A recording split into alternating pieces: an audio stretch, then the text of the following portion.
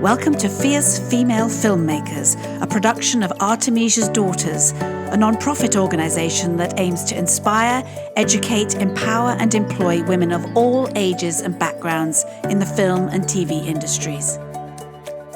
My guest today is a young woman who I met at the Milan Film Festival a few years ago. She was a volunteer and had ambitions to work as a script supervisor in the UK.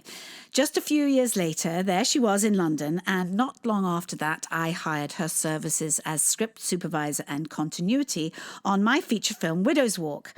Her IMDb page shows she's working all the time.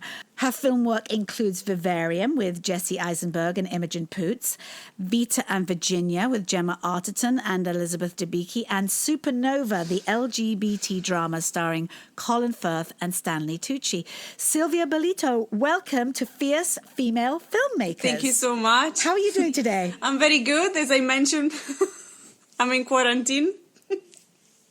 You're in quarantine now. Tell me a little bit about that. What have you been working on? Because I know you've been in Paris, but now that you've wrapped, you're back in London in quarantine. What's going on? So I was actually in Amsterdam and then Paris. So it was like a TV series called Atlanta.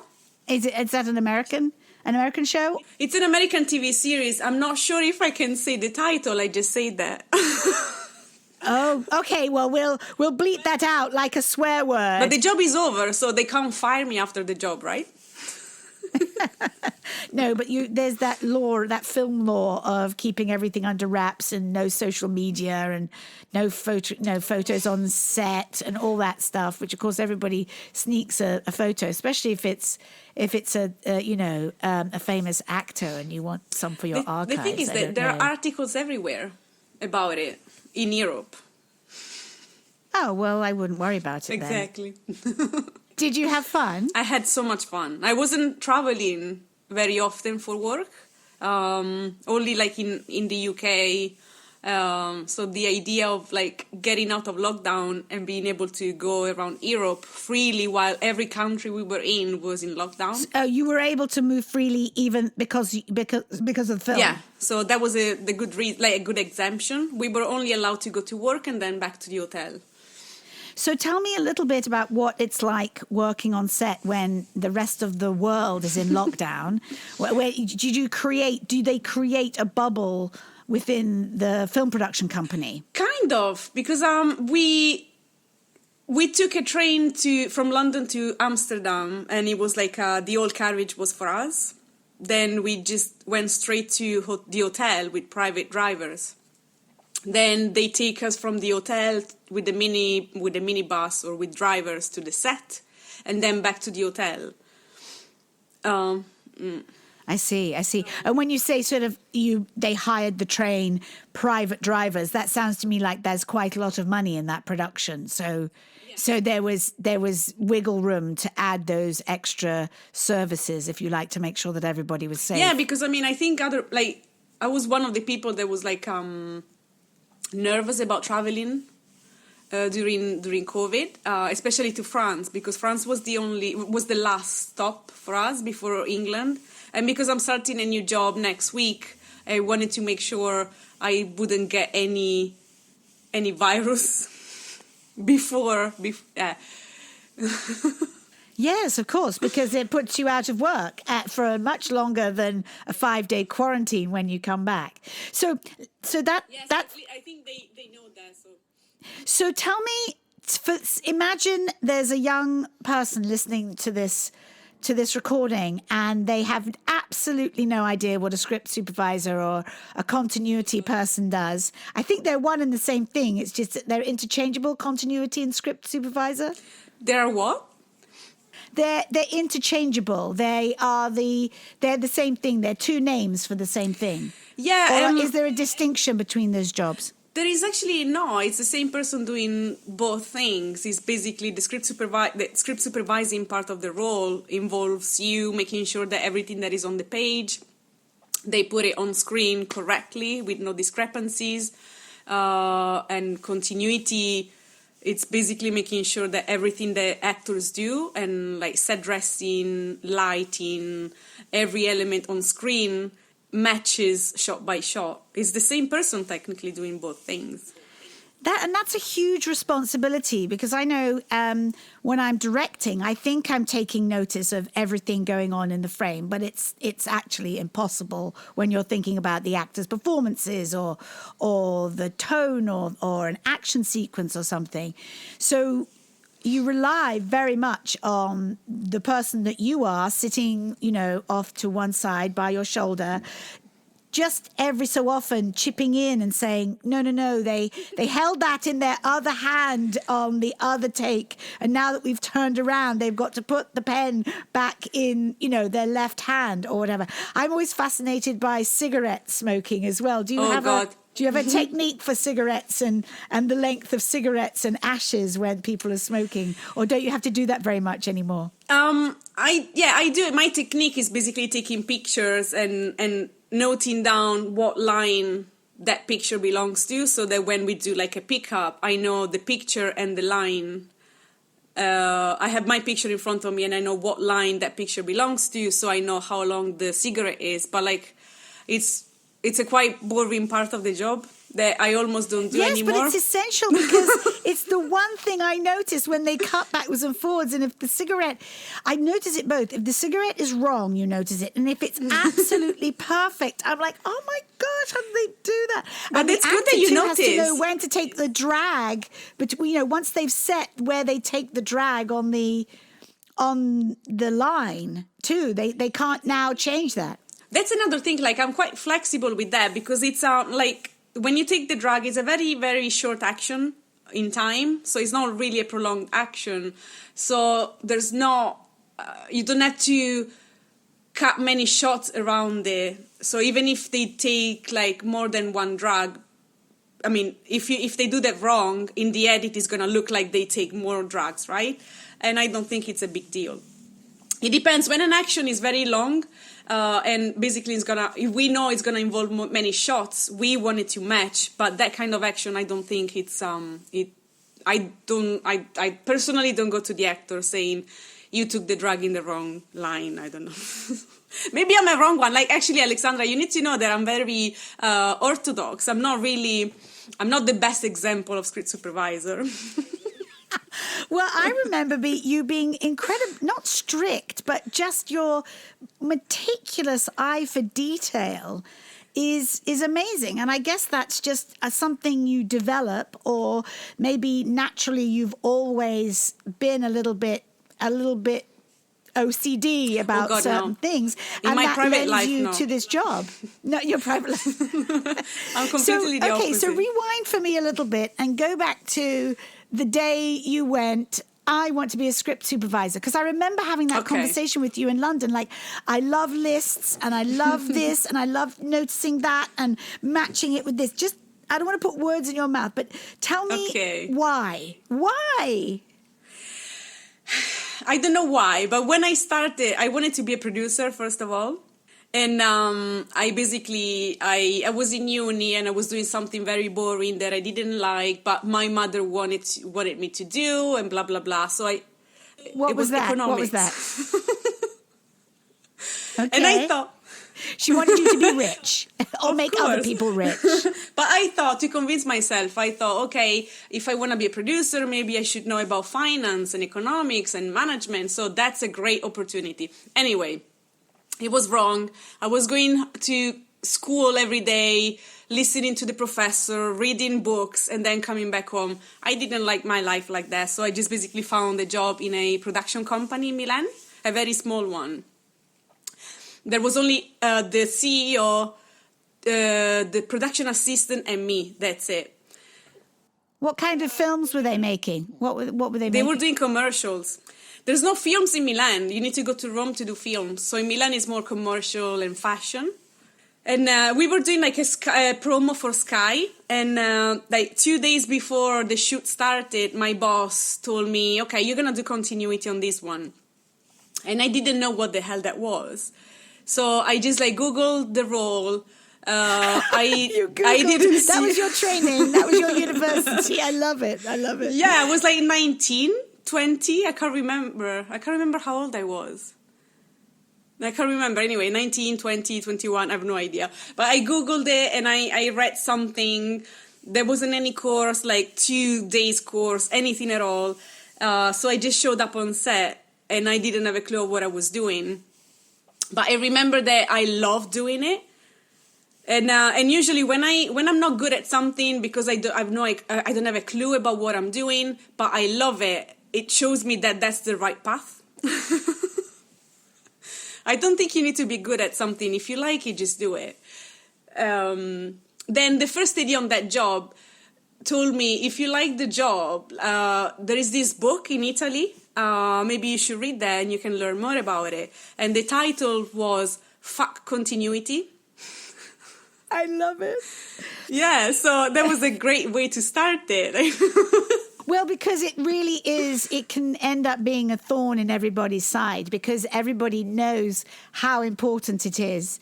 And at the same time, it feels like, oh, we have to redo that because something was missed, because continuity, we don't have continuity.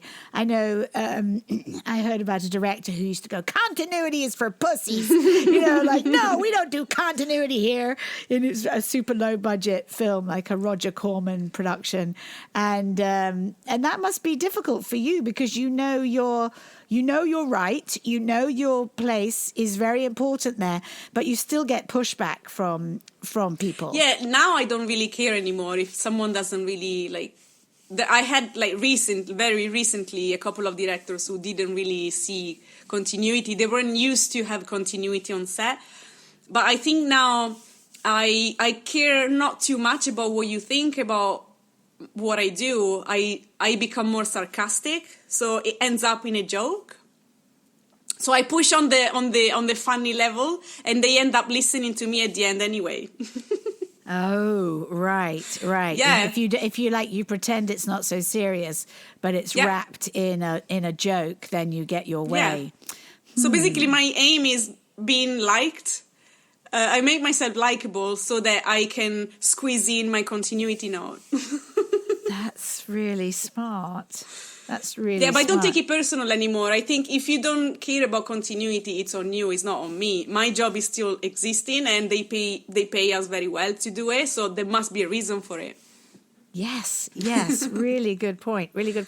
So you came. So go back. So this is amazing that you were given an opportunity, which was actually just the producer needed somebody to make notes, and you don't just do the continuity. You make notes of each shot, which goes to the editor. Yeah. Tell me a bit about that. So we basically, it's like a technical template, and you write down what scene we're covering, what shot is there, how many takes, every kind of note that the director has, or also continuity notes when you were saying about cigarettes or any other continuity discrepancy. We just write it down.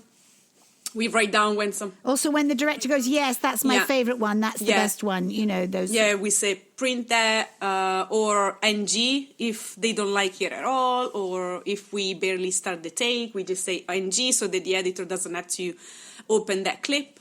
And that's it. And the progress reports, we do that too, to show production what we covered, what we're missing, what we dropped that day, and that's it. That's the most boring part. That's not that's it. That's a lot of paperwork. And go back. What about that book, the Fuck Continuity book? What little tips did you read in that? I can't remember. It was so long ago. It was just showing me every day. Okay, so it was like a handbook. Okay, what you need to do in pre-production, that's what you do. Then day one of shoot, that's what you do. You step on set. Possibly you go there early so that you can get familiar with every department and every set and Then when the camera rolls, what you need to do. So it was a real handbook, and it was very short. Somehow, I don't know why, but I think it really helped me. And they gave me a good template there, in the middle section there are all the templates that you can use for your job.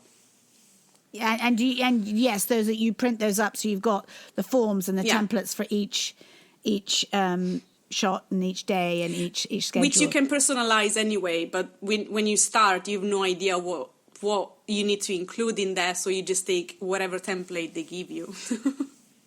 And production aren't necessarily going to give you that. The production office aren't necessarily going to give you that those papers unless maybe it's a TV show and they have a house style that they like to use. For example, on Call the Midwife, they gave me, because I was coming to cover another script supervisor, she gave me her templates, and even production, they said, this is what we would like you to use because we are used to this, so please do that.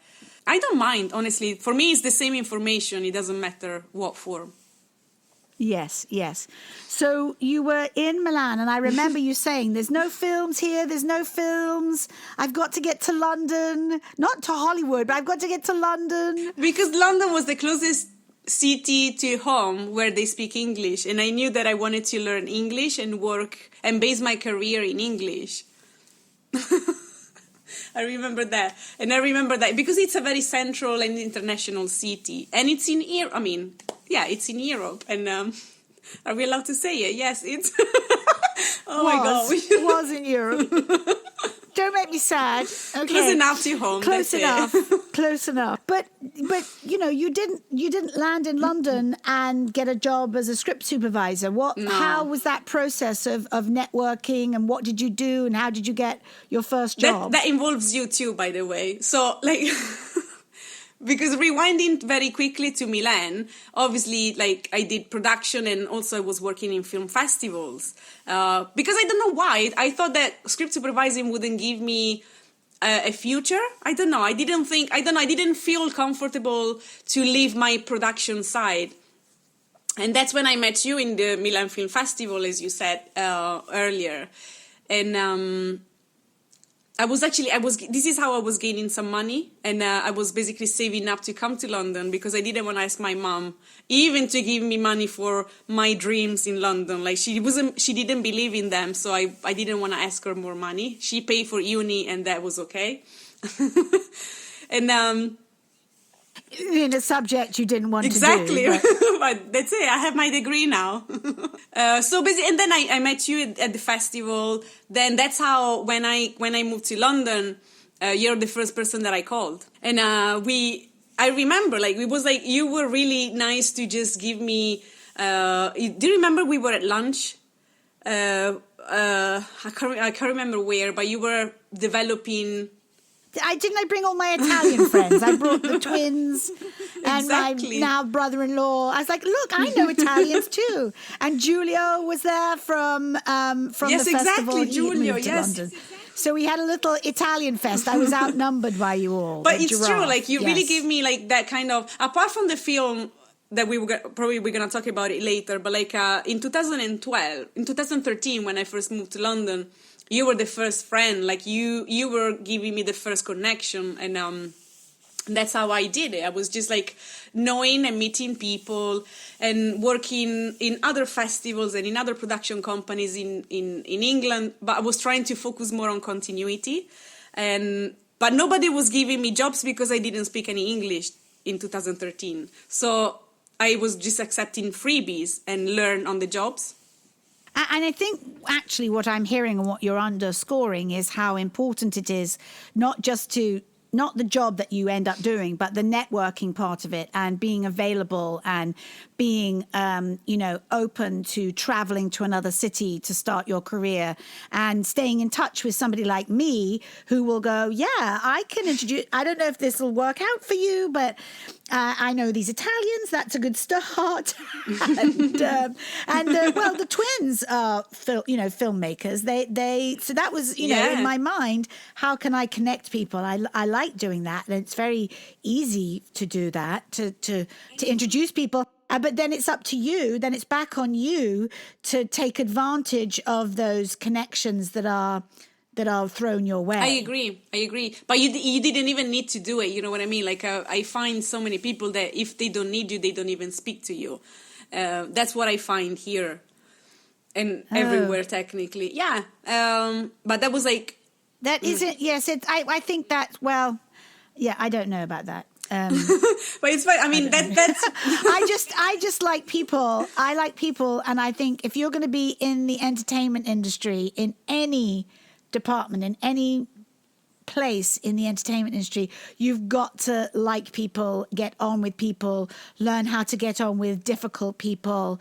You brought up a very good point about, don't take things personally, because a lot of the time is not about you. It's about the whole of the production or one particular, issue or problem that's got to be worked out. And I do think people forget that we're kind of all in it together, that everybody's got their own personal anxieties and issues, and that can cut them off and close people down.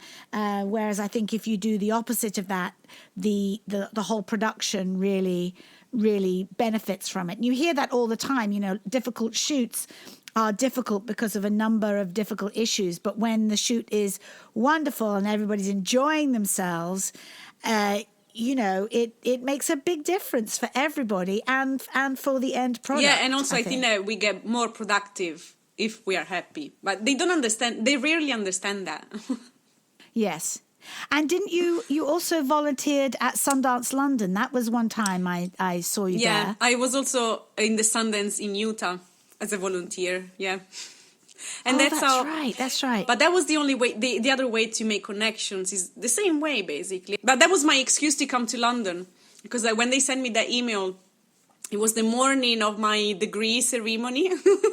And that's how I got the balls to book the flight to London one way. Because you were about to graduate in economics, but Sundance London exactly, said, don't become boring. That's fantastic. But you must have met some really great people there doing that job. Yeah, in Sundance, I actually met, again, do you remember at the festival in Milan, Anna Lilia Mirpur? Of course, yes. I met her again in Sundance, in Park City. And what's her film called? A Girl Walks Home Alone at Night. Yes. Yeah. That's on the top 10 list. That film, I'm encouraging everybody to watch that. I've got my list of female-directed films, and that one always comes up on the top 10 list. Yes, I do agree. Remember Anna Lily. I'm so happy that she became so big now, honestly. I think she deserves it. Yes, indeed. So you went to Utah, then you came back to London. When did you work for me? Was that you were coming back from Italy? 3 years later. Okay. I think it was 2017. Yes. And you called me and say, I really need a script supervisor. Are you free now? Or something like that. And I took a plane and I came to... Well, because, let me tell you, we were, as you know, a super, super low budget production. And we sort of thought we could do without it. We could do without that, without Scripty. That was one of the jobs that was just low down on, we just couldn't afford it. And I think we went about 2 or 3 days, and then we were like, help. I was like, I know somebody. And it just shifted it, because there was somebody else who had another job who was trying to do that job as well. And it was just too big of a job and too important. And then again, when it went to the edit, and there was just one editor, Mikey, and no editor's assistant, nobody, it just made his workflow so much easier, because he had all of your notes, and somebody who was experienced as well. That nice. You never told me this. Oh, yes. Well, I'm sort of giving definitely because of your job, because of your personal input, but because of the job itself. We thought we could get away with it, and we couldn't. We learnt a lot about, what the important things are in low budget filmmaking, and not having a script supervisor is not one of them. And also not having, on-set photographer. That's always the last thing to go. So everybody's taking photos on their phones, and you end up using that as your, as your publicity shot or your poster. If it's a big enough, image, it can be. It's a lot to think about. Or the continuity pictures. Yes. So does all your work now come from word of mouth? People, you go from job to job because you see one job ending and somebody goes, we need you over here. How does that, are you still having to network like you did at the beginning? Or it seems like you're pretty much going one job to the next. It comes at cycles. Like 1 year, I'm lucky that I have someone calling me, someone that knows me already, or someone that heard about me from someone that knows me and work with me. But sometimes I really need to just stay there. Like I think that was I can't remember when, but like it happens. I just wake up very early in the morning and I don't like it. I just sit there at my laptop and I apply for jobs, or I just send my email to whoever I work with in the past and I remind them who I am and that I am available to work. And you get to travel a lot with your work, or has it mostly been in the UK and Europe? It's mostly been in UK, Europe. No, this is the first time that I've been out of. I was in Ireland for the job that I said to you about. When you mentioned Vivarium, that was in Ireland. And Vita and Virginia was in Ireland, which is weird. Like Virginia Woolf was in London. We set everything in Dublin. Dublin for London, why not? Why not? Amazing. Yeah, I think we cheated very well. So, what about your ambitions for being a producer? Do you still want to do that one day? Oh, God, no. Oh, God, no. You've seen the light. You've seen the dark side of producing. But no, because I think when I was doing production, I didn't even get to producing ever. Like I was, doing my steps, production assisting, production coordinating, and I was never happy. I was never enjoying a day of my work. In festivals as well, it was nice and fun when we were in Milan at the festival with you. But then it got too networky, too business-oriented. People were talking to you. They were so interested in the person behind you at an event. And it was like, I don't like this. It's so fake. So being a script supervisor I feel good. It fits me very well because I can just be myself. And if you come to talk to me, it's because you want to talk to me, not because you need something from me, which I wasn't experiencing when I was doing production. Interesting. Yes. And do you know many other script supervisors? Because it's quite a lonely job. You don't have a little crew of people there doing it. Do you ever meet other scripties, or do you just... Maybe when you have to fill in is there a little network so that if some person falls ill or has to go shoot off to another job, you sort of help each other out and step into each other's shoes? I never took part to any kind of like networking event between like script supervisors. And when I moved to London, I think that's my biggest regret. I should have spoken to many more, just to ask for advices. And I should have done it. I don't know why I didn't do it. I got very, not lazy, but was quite intimidated by the whole thing. So I didn't really reach out to any script supervisor to ask. The only person that I spoke to who was way, way more experienced than me was Jo Beckett. She's the script supervisor of Snow White and the Huntsman and all those like blockbuster movies. I'm very good friends with a few script supervisors, but because we pass jobs to each other, when one of us is not available, we call the other one. Yes. So you don't get to work. Yes, you do. Even on a big production like Snow White and the Huntsman, there's only one script supervisor. It's not a two-person job, just to sort of balance the responsibility if you've got 2 or 3 cameras, or do you have one script supervisor per camera? I think what she had was 2 other script supervisors, because I think that she had 7 cameras, if I remember well.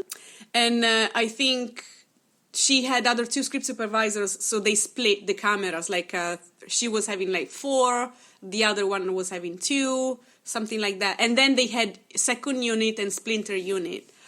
And that's how she would call other script supervisors. And this is how I do it too. When I have second unit, I call my friend. But we all met randomly, like through word of mouth. Yes.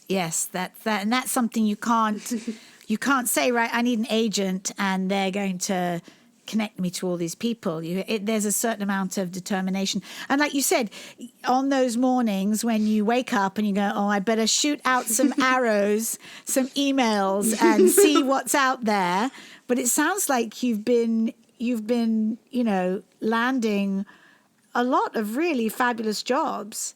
Do you have any time for a personal life? Is there even a suggestion that, I always ask that about people doing these crazy hours on set, crew on set, when you're doing project to project. I do. And this is why, one of the reasons why I didn't want to become a producer or anything, because when you're a script supervisor, your job ends when you send the last progress report. So when you go home, you're home and you have a private life. Now, I used to have less energy, and I used to just work and then go home, and then for those 2 months you wouldn't see me ever, and then I would come back to surface after the job was done. But now in the recent years I didn't like that kind of lifestyle, because it made me feel like very flaky. So now even if I'm tired, I still try and balance the private life. Yes, I think that's important. Otherwise, you can burn out. Yeah, I used to see that in Los Angeles. We'd call them set dogs. They just go from job to job to job. They barely have, an apartment. They sleep on people's sofas in their spare rooms, because you don't need an apartment, a lease on an apartment, because in LA there's so much what they call runaway production, where there's so little work actually in LA that people have to leave and go on location. So they just go from job to job. And I think it's very tempting, because often those jobs are very well paid, and you can bank a bit of money and then decide you're going to take some time off, and then, oh no, here comes another job offer. A great opportunity, and you don't want to miss it. Yes, and lovely actors and a director you've admired since you were 12. And that's going to be hard to turn down, isn't it? That's going to be hard to turn down. Yeah, but they always come at the worst times. They never come when you're ready for them. Well, but isn't that this industry? Isn't that just you've got to be ready when you're ready? Well, Silvia, I've learned a lot about your job and your process and how you've got to be where you are. Where are you? You said you've got a job starting next week. Yes. Is that back in Europe again, or are you working in London? It's in London. It was supposed to be going around, but they decided not to because of COVID. And I think it's the right thing. I really want to stay at home for one job. Oh, so you'll be able to actually commute from your own flat. Fantastic. Well, lots of luck with that. Thank you so much. This has been like a mini masterclass in script supervising. We're going to look for, I wonder if Fuck Continuity is still on Amazon. I'll put a link in the, to that and everything else. And thank you so much. Enjoy the rest of your quarantine, such as it is. Thank you so much. That's very sarcastic. As it was meant to be. Oh, that was great. Oh, Silvia, Fierce Female Filmmakers is a production of Artemisia's Daughters. For more information, go to artemisiasdaughters.org. Our theme tune is composed by Charlie Mackey.